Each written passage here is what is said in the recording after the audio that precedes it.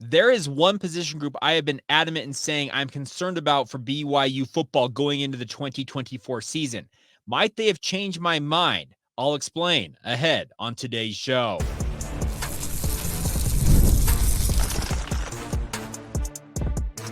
You are Locked On Cougars, your daily podcast on the BYU Cougars. Part of the Locked On Podcast Network, your team every day. What's up, everybody? I'm Jake Hatch, your host here on Locked On Cougars, your resident BYU insider. Thank you for making Locked On Cougars your first view and or listen of the day. And thank you to all of you who are everydayers with us right here on your original daily podcast focused on the BYU Cougars. Today's show is brought to you by our friends over at Game Time. Download Game Time app today, create an account, use the promo code Locked On College, and get $20 off your first purchase.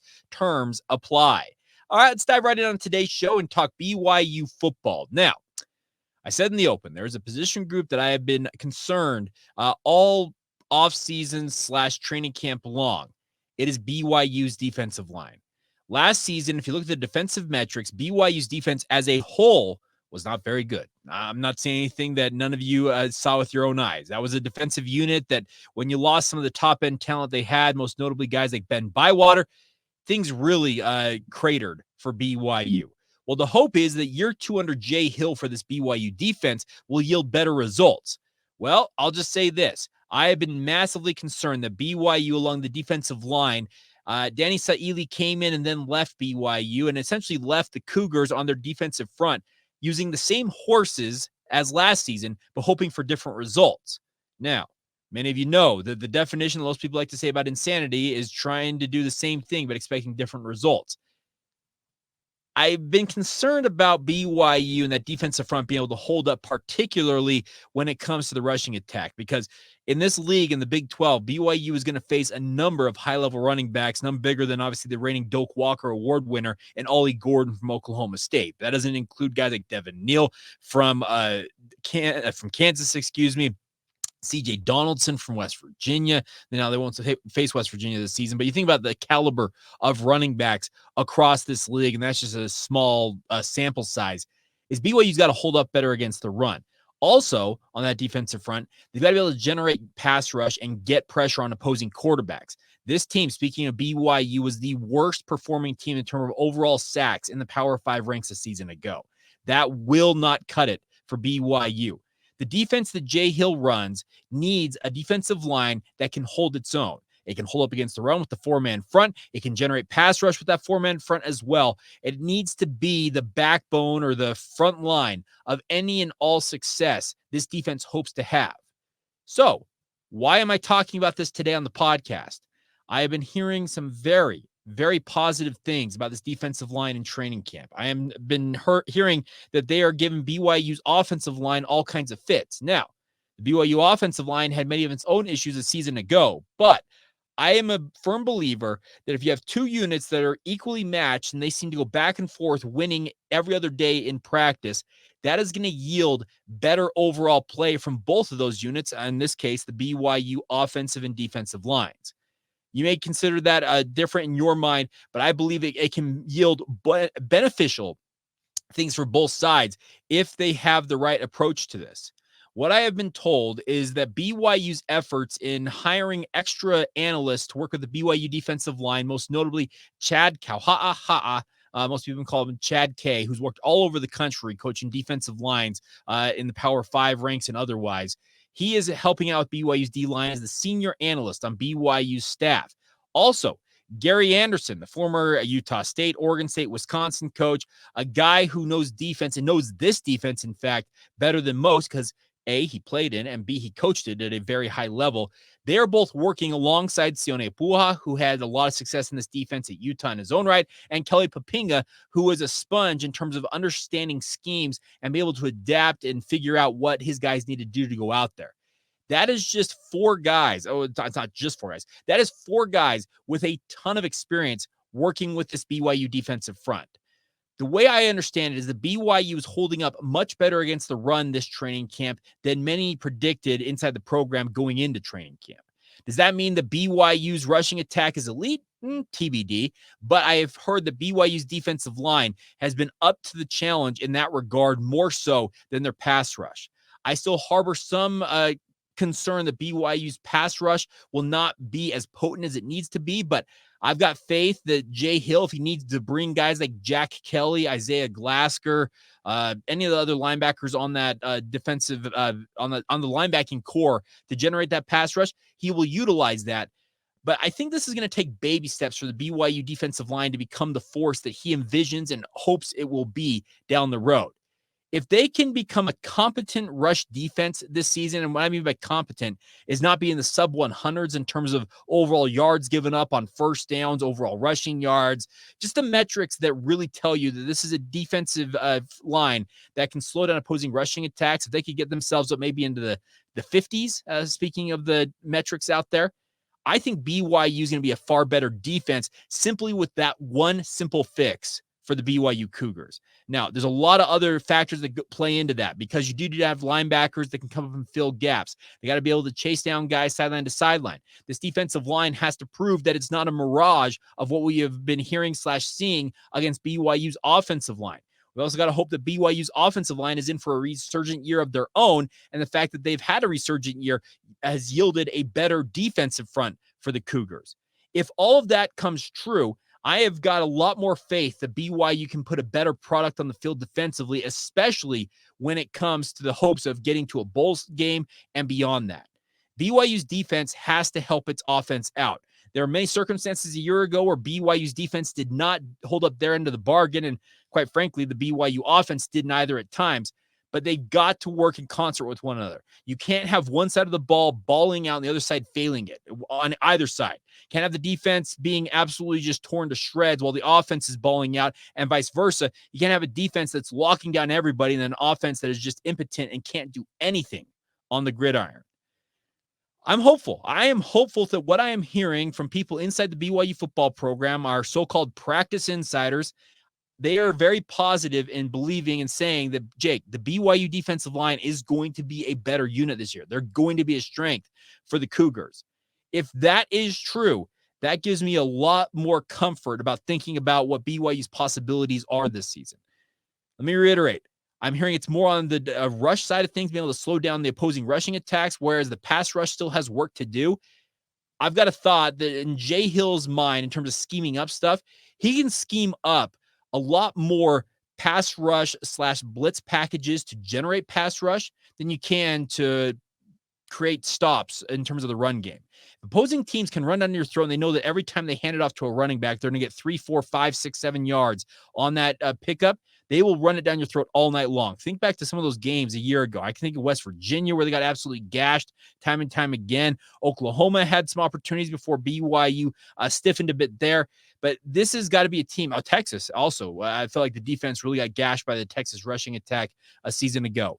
If they can stop getting absolutely just carved open in the run game on defense, I think that would be a very positive and quite literally a major step towards fielding a more competent defense and a defense, like I said, that is not going to fail the BYU offense and leave them hanging out there to dry. All right, we talked defensive line. Now we're going to flip over and talk offensive line. Caleb Etienne. Now, he might be a name that makes your skin shudder after the season he had a year ago. This is a young man that has got a lot of motivation to get it right in his final season in a Cougar uniform. I had a great opportunity to catch up with him during BYU Photo Day last week, and we talked, quite frankly, about the perceptions of him that he has heard / he has seen and how he goes about kind of working past that as he hopes to put on his best performance in a Cougar uniform this coming season. Wait to that conversation coming up next as we roll on right here on Locked On Cougars. Today's show is brought to you by our friends over at Game Time. Now, Game Time is here for you guys to get you out to whatever events you happen to be going to. A lot of us in the summertime want to go out to Major League Baseball games. As the weather starts to cool down a little bit, you want to go to football games, theater events, comedy, concerts, no matter what you're into. Game Time has got the options for you guys. They're an authorized ticket marketplace of Major League Baseball, which makes getting your tickets to the ballpark as easy as possible. The best part is their prices actually go down the closer it gets to first pitch at those MLB games. Killer last-minute deals, all-in prices, views from your seat, and their lowest price guarantee. Game Time is taking the guesswork out of buying any and all of your tickets, particularly your Major League Baseball tickets. Right now, they also have your seat views. You can get a panoramic view from your seat in the app before you buy, so you know exactly what to expect when you arrive at the venue. They have all-in pricing that points out exactly what you'll pay, including all fees when you toggle that inside the app. So take advantage of the opportunity to get some incredible tickets and take the guesswork out of buying them with our friends at Game Time. Download the Game Time app today, create an account, and use the promo code LOCKEDONCollege for $20 off your first purchase. Terms apply. Again, create an account and redeem the promo code LOCKEDONCOLLEGE. That is Locked On College for $20 off. Download Game Time today. Lowest last-minute tickets, lowest price, guaranteed. Thank you once again for making Locked On Cougars your first listen of the day. If you've not done so already, please check out our friends over the Locked On College Football Podcast. Spencer McLaughlin is getting you ready for the upcoming season. All kinds of discussion on the upcoming campaign nationally. Also discussion on the future and changing landscape of college athletics. He's always looking at conference realignment, transfer portal news, NIL, and of course the expanded college football playoff as well. It's all on the Locked On College Football Podcast. It's available on YouTube or wherever you get your podcasts, and is part of the Locked On Podcast Network, where we like to say it is your team every day. All right. BYU's offensive line, as I just alluded to in our previous conversation, is going to be very important to have BYU playing better ball, quite literally. The offensive line a season ago was, let's just say, a cluster of dysfunction. It's the best way I can go about it. It felt like on any given play with BYU's offensive line, you could see four offensive linemen do exactly what they're supposed to do, and one lineman went completely opposite, did the wrong thing, and it scuttled any and all success that BYU wanted to have. And it wasn't always on the offensive line. Tight ends would screw up, maybe a running back, an H-back. The quarterback may set the line the wrong way in terms of the audible they're calling. Things went wrong in so many ways, shapes, and forms for BYU's offensive line that it really hampered any and all hopes that BYU had a season ago. And a big reason why they went 0-5 down the stretch is they just couldn't get consistent offensive play, particularly getting a good yardage on first down. Way too often, you guys watch these games, BYU was in 2nd and 10 or 3rd and long situations far too often last season. A lot of that goes with the offensive line's dysfunction a season ago.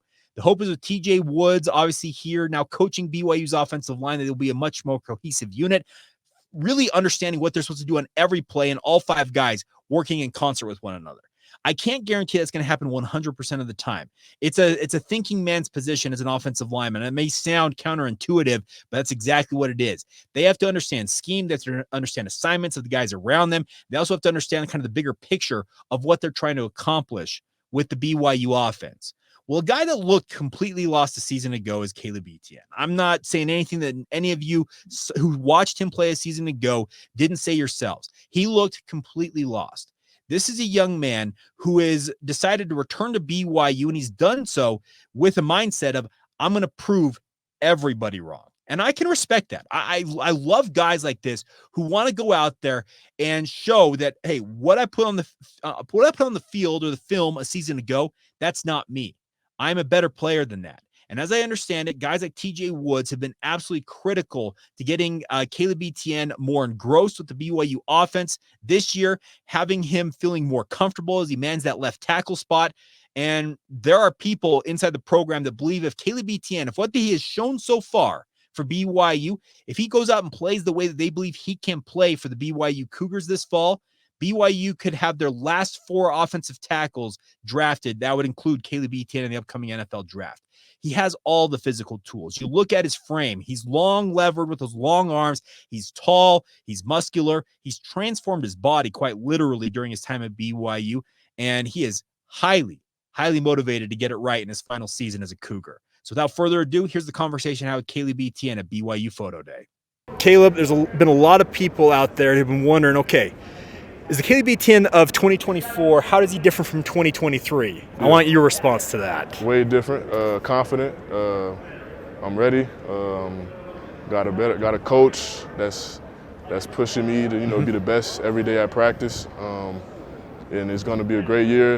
And just first game, we're just going to display it all out there and show people who I am. So. Now, Coach Woods was on BYU TV, and they asked him, like, hey, who's your left tackle? And he's like, Caleb Etienne. And he was adamant that you were his guy at left tackle. And I think that surprised a lot of people how adamant he was about that. Does that give you some confidence knowing that he believes in you at that position? I mean, it does. At the end of the day, it shows that he trusts me. I mean, it's not like I never played left tackle before, so I know I know I play right tackle, but at Oklahoma State I would play left tackle, so it's just like picking up where I left off at. So just got to go out there and just show them that I'm ready. So. Is there a comfort level being back on that left side for you? Yeah, for sure. I'm feeling way better, way comfortable. I'm excited. I'm just ready. Yeah, it's way comfortable, and I'm learning the plays. I'm good on the plays, and just trying to get better and find a way just to do something different and just show that that the trust that I could give them. That I'm ready. So now it's a fairly veteran offensive line. Waylon's standing over there. Right. I know Connor's been here forever at center. You got Braden on the other side of you. How much does that help you guys in your mind of having a veteran O-line that hopefully can bounce back this fall? It helps a lot. We got a lot of experienced guys, got older guys that have been in the system, that been in BYU system for a minute. So that just helps me, just learn like plays like even faster, better. Something I don't know, I'll just go ask like Connor or Braden, and they help me. And we just come together as a unit and just play even better and faster. Now you talked about Coach Woods giving you some confidence and working with you. Where has he pushed you the most? Just using my hands more, just grabbing and holding on, and the other part has just been handling itself with me just finishing and just waiting, finishing to the whistle. So holding on, but not holding, right? Not holding, yeah, holding on with my hands inside, in front of him, not away. Yeah, I know those offensive tackles. It's an art you have to master, quite literally. Yes, sir. Now, looking forward, you played in the Big 12, obviously at Oklahoma State, but year 2 of the Big 12 with BYU here. What are you looking forward to? I'm looking forward to a great year, like not last year, 6 and wherever we went. Well, 5 and 7. Yeah, 7 came up short. Yeah. So I'm looking forward, seeing the bowl game, going to playoffs, and then the championship. Okay. So I'm expecting that for sure. We already know what it's like being in the Big 12, so we should already know what to expect. It's going to be physical. It's going to be a grind, so we have to be ready. Now, you're no stranger to big rivalries because you played in Bedlam. Yeah. Utah joins the conference this year, and you guys will play them in the annual rivalry game. It's going to be annual moving forward. Have you heard much about it? Do you know anything it would compare to with regards to Bedlam? Not really. I know it's probably going to be hectic, crazy, packed, trash talking, but I'm excited. Whatever it is, I'm ready. I just ignore it, play to my game, and just go dominate. So. How's your BYU experience been overall, though, outside of football even? It's been wonderful. They got a lot of nice people out here, just very genuine. Got the mountains, just look outside every day, it's beautiful. The air is great, just fresh. It's just no bugs. Down south, I'm from Louisiana, you see a lot of bugs. Yeah. So I love the atmosphere, I love everything about it. It's been great. Would you ever thought growing up that you would end up in Utah of all places? Never in my life. Never in my life. I love it though. I'm glad that I get to have this experience, just to be out of where I'm from. So just open my eyes and I'm thankful for that. So. Well, Caleb, thanks so much for some time. Yes, sir. Thank you. That is Caleb Etienne, and a big thank you to him for taking the time to join us here on the podcast. And you can tell this is a guy, there's a quiet air of confidence about him. That's what I took away from my chat with him, is that he understands the narrative, the storyline, the downright awful stuff that's been written / said about him because of his less than stellar play a season ago. I, for one, love a comeback story, and I hope it is exactly what that is. I hope it's a comeback story for the ages for Caleb Etienne. If BYU can prove they can get their 4th straight offensive left tackle into the NFL draft next year, that would be a really, really nice recruiting chip for, let's say, a guy like Austin Peay. I'm not saying that Austin Peay is not in the cards for BYU. I'm just saying that if you want to recruit guys like that, having 4 offensive tackles, particularly 4 left tackles drafted in the NFL draft, that's a pretty good thing to have in your back pocket when you recruit guys like that. Would it have been nice for a guy like Aaron Dunn to have understood that a little bit more? Yes, but ultimately he decided Utah's where he wanted to go. So I think all eyes right now are on 2 offensive linemen in the recruiting ranks for BYU. Siosua Vete, who is a twin brother, Kalepi, is currently a BYU commit. He's committed to Stanford. BYU wants to flip him. And then obviously Austin Pay, the younger brother of Connor and Trevor Pay, and the son of BYU great Gary Pay. He is also on the docket when it comes to the 2025 recruiting cycle. And a guy like Caleb Etienne showing what he can do with TJ Woods as his offensive line coach. Pretty nice recruiting chip if BYU can prove that they can get Caleb to the next level. We'll all wait and see, and we'll all, quote unquote, be witnesses if it all goes down the way that I hope it does for Caleb Etienne and the BYU offensive line. All right, we'll finish up today's show with your guys' weekly Locked On Cougars Insider Group question and answer session. Had a lot of good questions sent in, including one about a young fan. This is an exciting one. I'm excited to talk about because I've got visual evidence of what a young BYU fan can do when they happen to be, surrounded by a lot of people who want to talk them or walk them down. We'll talk about that coming up next right here on Locked On Cougars.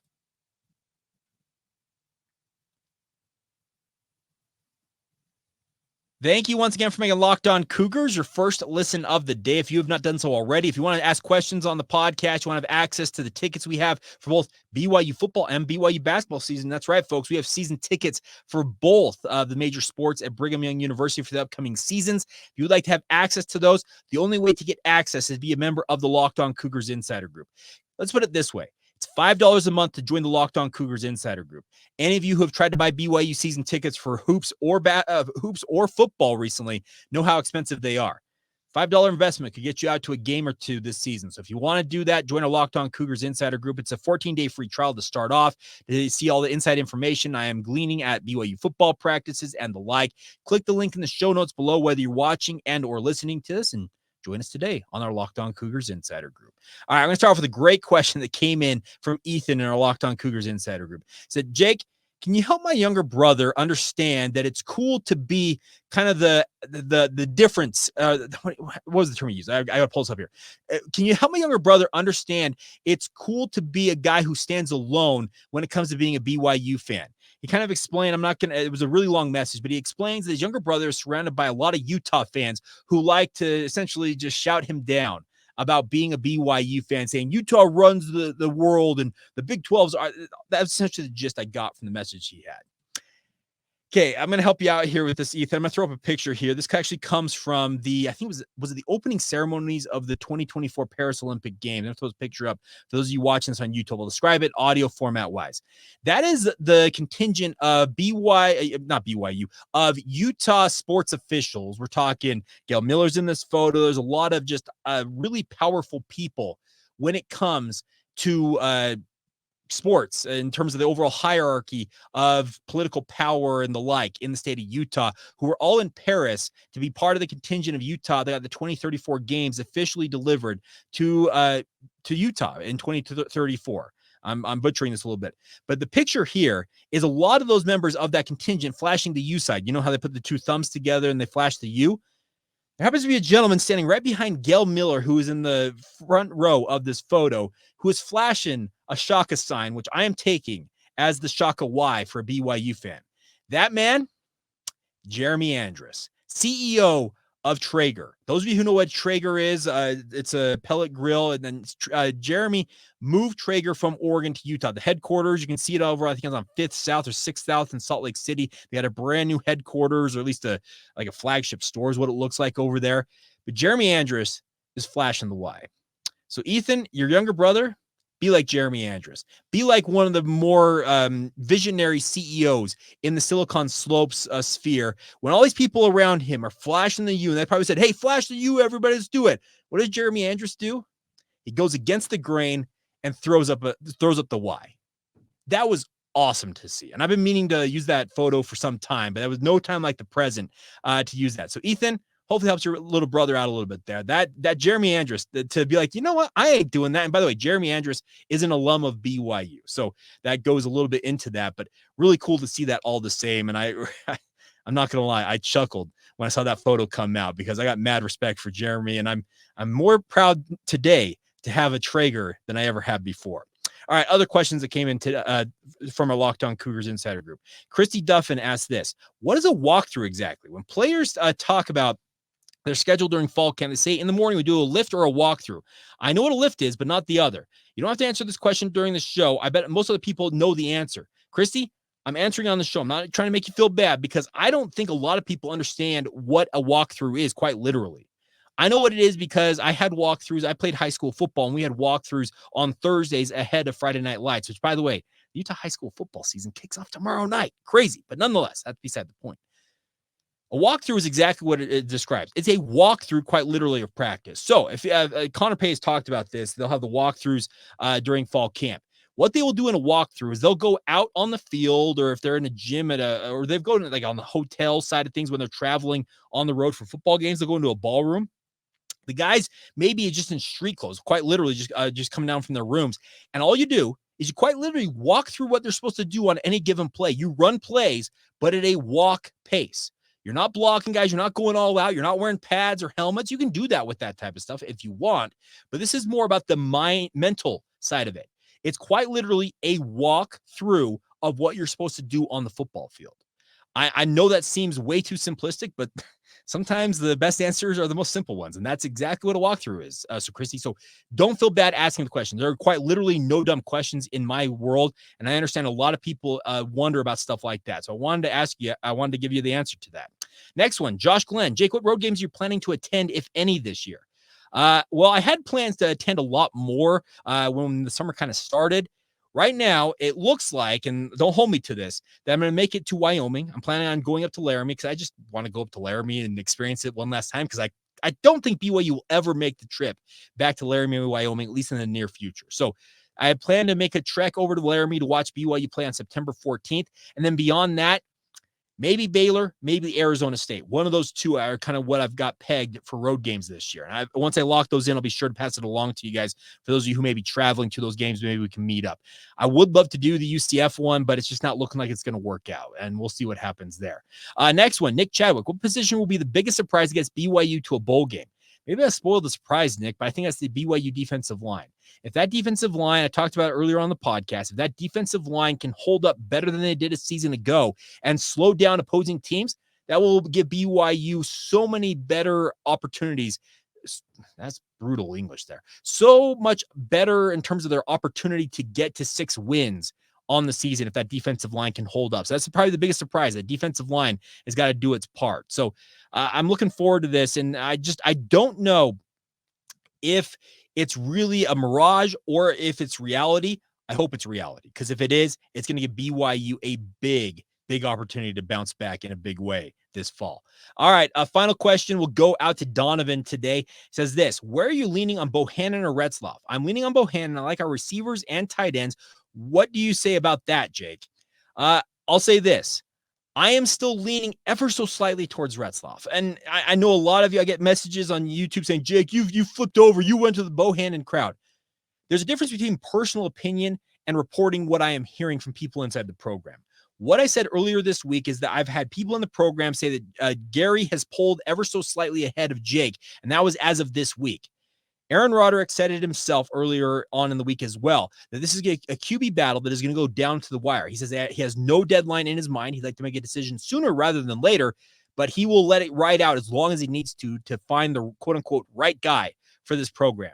So I am still leaning Jake. Jake Retzlaff is the one I'm leaning towards. It's not because his first name is Jake. Let me be very upfront about that. I just feel like he's got something to prove to BYU fans. Gerry Bohanon, I really like him as well. He is a bona fide leader. What I've heard about him is he has come in and really been just the consummate leader and a guy who has come in and fit in seamlessly with his third college football program. Sometimes that can be a red flag to have guys transferring that often. So I'm leaning towards Retzlaff. The biggest thing I want from the BYU quarterback situation is either one of them, whoever it might be, maybe it's both of them at some point this year, just get the ball into the playmakers' hands. So you mentioned those wide receivers and tight ends. I think the running backs with LJ Martin back are quite talented and deep. Get the ball in those guys' hands and allow them to make you look good. I know that can get you the label of being a game manager.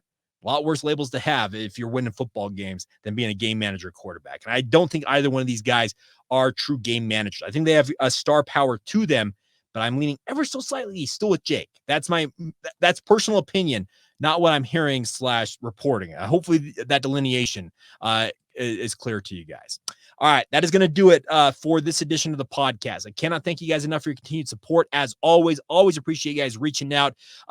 Heartfelt thank you to all of you. Hundreds of you, it feels like, reached out in the aftermath of my grandfather's passing, and it's been really, really awesome to see the outpouring. I've made connections with people at BYU and even people in Bancroft, Idaho, who didn't know that was Herman Hatch's grandson. So it's incredible how small the world can get in moments like that. But truthfully, thank you for all of your heartfelt messages. It means the world to me. It's touched me, and I can't thank you guys enough for everything you do for me and this podcast, quite literally on a daily basis. So thank you as always for making Locked On Cougars your first listen of the day.